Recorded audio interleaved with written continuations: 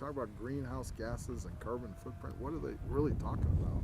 To put it on the level of a consumer, you know, we all, or most of us, drive cars around. Yes. Okay, we put gasoline or diesel in those cars that's then combusted to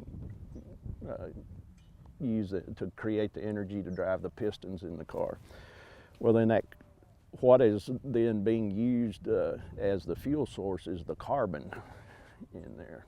When you burn carbon, or you burn those energy sources, you release carbon dioxide. It's not a complete combustion. It's so not you get some that's released, just like we talked about in cattle just a minute ago. Or you take like human beings or mammals or just terrestrial animals. We breathe in oxygen, and then we breathe out carbon dioxide. Yeah. Okay, so we inspire oxygen and we exhale carbon dioxide. So that carbon dioxide is going out into the environment, and of course then in the whole cycle we exhale carbon dioxide that goes into the environment. The growing plant communities take the carbon dioxide back in and convert it to a carbohydrate source that we then consume as an energy source, and that's the whole cycle. Where we talk about carbon footprint then is what are the emissions that are occurring that then end up in the environment. So when we think about those, we've got carbon dioxide, which we're going to have carbon dioxide or we wouldn't be living because we exhale carbon dioxide. We have methane production, which comes from fermentation processes, and that can be either from animal manure, that can be humans too, right? Humans, yes. You know, we have human waste. Yeah. We produce methane ourselves, as well as our waste on, you know, our municipal sewage systems and everything else. That fermentation process is producing methane. Rice paddies, you know, swamps, anywhere that you have that type of, you're producing methane and carbon dioxide that go back into the environment. And then also nitrous oxide, or NO2, is another product that's produced, and it's not really a carbon product, but it can act on the environmental impacts we talked about. So they also count nitrous oxide in there because they'll convert it to a carbon equivalent in the impacts it can have on the environment. And again, nitrous oxide comes from burning fuel. It can come from other emission sources, you know, manure degradation. Same processes that we talked about with the methane production, there's nitrous oxide that's also produced in those environments or those situations.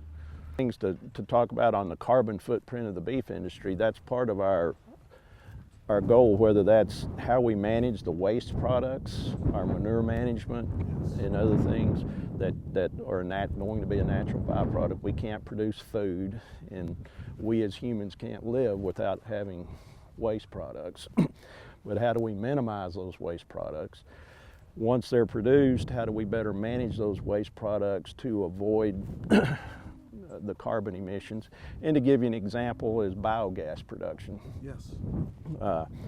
You know, in a lot of our beef processing industries now and so forth, if you actually go by some of those processing plants, you'll see that they have their lagoons where they capture their wastewater are covered, and then they're actually generating biogas that can be recaptured and utilized back through the system. So utilize that as an energy source. Utilize that as an energy source. So that methane we talked about as an example that may be generated from those waste products is being recaptured and used as an energy source rather than just simply escaping into the environment. So so when we talk about trying to reduce the carbon footprint of the beef industry or agriculture, it's how do we manage those waste products?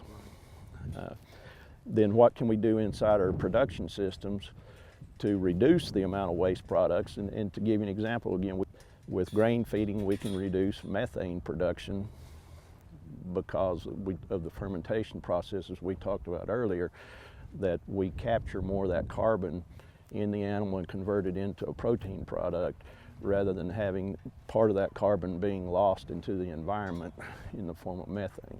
And proper grazing actually captures more of that carbon as well. That helps with carbon sequestration. Is in our grazing environments where we have vigorous plant communities that are tillering and growing and reproducing, they are sequestering carbon dioxide from the atmosphere and converting that back into plant materials, or at least storing it in the soil in the form of root systems and so forth in the plants.